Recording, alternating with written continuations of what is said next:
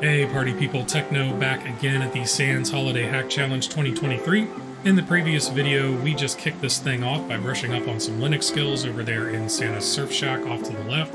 In this video, we are going to take on Santa and the elves and crush them in a snowball fight to become the Christmas Island Snowball Champions. So let's go ahead and go over to the Snowball Hero Challenge here.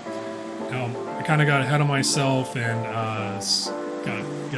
before this recording started, kind of got ahead of the game and completed it, so unfortunately we can't go through Marcel Nagat's dialogue here, but if we were to go through his dialogue, it's basically going to fill us in on a little bit of background here and clue us in that there are some ways to manipulate this game to give us an advantage over Santa and the elves, even do some single player. So that is something that is reflected here in the hints that we pick up in the badge. And there are two hints related to this challenge. The first one is consoling iframes, and this is simply stating that if we have an iframe in our document, we want to make sure that we're in the right context before meddling with JavaScript. That is super important. And then for Snowball Superhero, our other clue, this is kind of reiterating what Marcel told us during the initial dialogue, and states that it's easiest to grab a friend to play with to beat Santa, but tinkering with client-side variables can grant all kinds of Snowball Fight superpowers. We can even take on Santa and the elves solo. And that's good news because as we look around this snow-covered tropical paradise, there are no other players here now that the Holiday Hack Challenge has concluded, so there really is nobody for me to team up with, and I don't have any friends to invite to this snowball fight. So that single player thing is going to be important here for sure. So without further ado, let's go ahead and click in on the Snowball Hero Challenge and take a look at this. This opens up the window for the challenge in the middle of our screen, and this is in fact an iframe. And we see that we do have some options here that we can play with. We have the mode, so we can play against other players, if there were any, or against Santa. For the purposes of this challenge, we want to beat Santa, so that's the way to go. And then we have some other options here for matchmaking, such as random matchmaking, creating a private room, or joining a private room. So, of course, there are no other randos around to team up with against Santa, but we're going to click on this just so we can kind of get situated with what we're able to accomplish here regarding those client-side variables and other things. So now that we're in this, actually, let's go ahead and open up our developer tools. There's a couple ways you could go about this, but we can right-click, hit inspect on this iframe, and that's going to open up our developer tools off to the side here. And of course, the default view that we're going to get is of the HTML code. And there are some things that we want to take a look at in here that are pretty interesting. So we have the iframe title here, challenge, and we have the source, and that has the URL of this. And right below that, because we've initiated a game, you won't see this if you just look at it in the options initially, but now that we've kind of clicked into a game and we've started a lobby, so to speak, we get this additional URL in here, and it's got some pretty interesting parameters in it, not the least of which is our username and your player DNA or UID or whatever this is. But specifically at the end, we have this parameter and single player equals false. That's an interesting one. So we're going to come back to that here in a moment. And now we're going to go take a look at some of these client-side variables. Let's say you were playing with a random other player, you set up your own private lobby, joined a lobby. There are things that you can do in the multiplayer co-op game to give yourself a serious edge over Santa and the elves. So let's go ahead and click ready. Now again, this won't actually start the game until we have another random player join, and I don't think that's going to happen, but in the meantime, we can go take a look at those client-side variables by clicking on the Sources tab here. In Firefox, this would be the debugger. And one thing that we want to do, as the hint told us, is make sure that we're in the right context, so we're looking at and manipulating the right variables. So let's go ahead and open up this room. You see Snowball.Holiday Hack Challenge. Let's go ahead and click on that, specifically this phaser.min.js.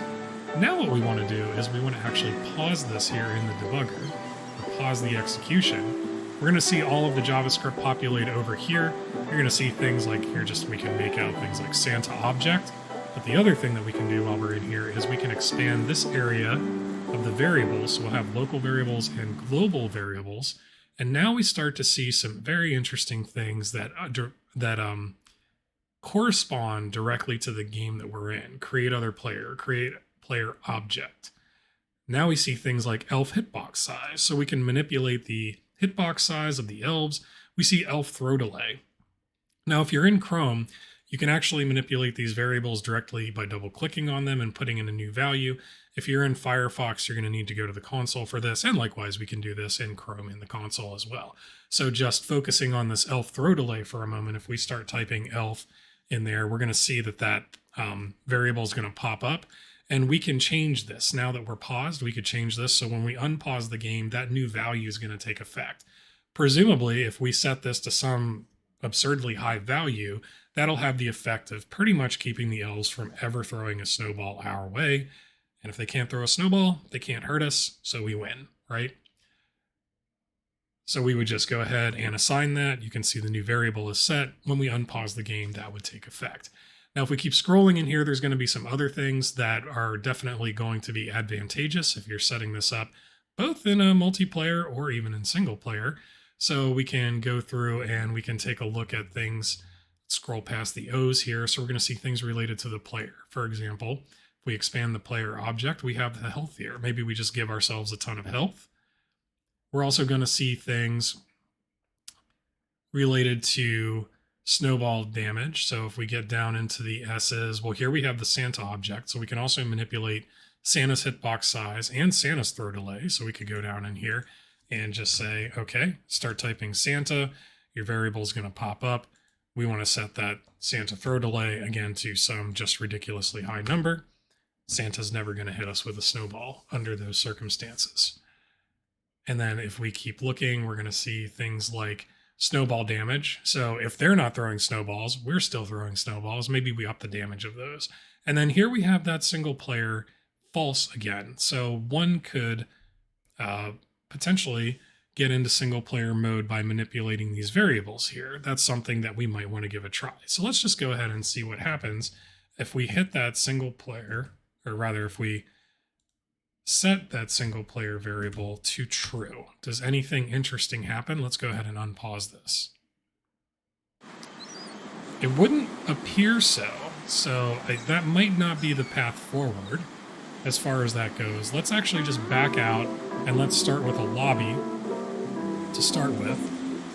Let's go into create private room, for example, and let's see if we can get anything interesting to happen by manipulating this variable before we actually start the game. So instead of doing the scroll down there, we know what it is. Let's go ahead and give it a single player. And let's set this to true. Not with a capital T, though. Alright, so now that that is true, let's unpause this. And that still doesn't seem to have any effect, so manipulating that single player variable from here might not be the path forward. As we saw earlier, though, we had that interesting parameter in the URL, so let's go ahead and jump back to that and take a closer look at this as far as the URL goes. Now, if we open this up in a new tab, we can directly manipulate that parameter at the end of the URL. So let's go ahead and see what happens whenever we set it to true in this fashion. So the game reloads. That's interesting. Let's go ahead and hit ready. Never fear, Elf the Dwarf is here. And this is definitely promising. So Elf the Dwarf has joined our team. That's pretty awesome. But it does not appear that the game is actually starting. So we have Elf the Dwarf on our team, but we have no opposing forces. So it doesn't seem as though this game is going to run the way we need it to in its own tab. Perhaps this still has to all be done directly from the iframe. So now one thing that we can do is we can take advantage of a property in JavaScript, which is the window.location.href. And in effect, this is simply the URL, this is the location of the iframe. So this is going to correspond to this. What happens if we go ahead and copy this variable, or copy this URL rather, copy link address. Let's go ahead and drop that in as the window location href. And again, let's set that. So we're going to want to encapsulate this in quotes. Let's go ahead and set that parameter to true, and now let's see what happens. Game is reloaded. That's very interesting. This is looking good. Go ahead and click ready. Never fear, Elf the Dwarf is here. All right, Elf the Dwarf has joined our team, and it looks like the game is running, so that's awesome. Now, for some additional fun here, this is pretty much enough to win the challenge, but let's go ahead and pause this over in the sources because there's some more fun that we can have with this. One of the variables that we didn't cover has to do with this Jared sprite right here, and Jared is Elf the Dwarf. And one thing that is in here that is pretty cool is the throw time for the Jared sprite. So this is going to be found under Jared sprite throw delay. Where is this? Here we go. So now if we set this to, let's just say, let's set this to 1. We already had an incredibly unfair advantage, but this has the double effect of showing how we can manipulate these variables once we're in the game, whether that's, again, co-op or single player. So let's unpause this and see what effect that has. And now we just have an insane torrent of snowballs, and in short order, we win the game. So, very cool. And now we're going to be regaled with stories of much glory, of course. But now that we have completed that, we've finished out the Snowball Hero Challenge. You're like a snowball fighting ninja, a real-life legend. Can I have your autograph? And Morcell seems to be quite impressed with everything that we've accomplished there. So that's the Snowball Hero Challenge. From here on out, hopefully I will not have any more mistakes to where we can go through all of the initial dialogue whenever we jump into these challenges and kind of see them in all of their glory. So until next time, everybody, thanks for watching. I do truly appreciate it. We'll join up back here at the Holiday Hack Challenge to take on the next obstacle in the 2023 Sans Holiday Hack Challenge. Until then, take care, everybody. I will catch you later.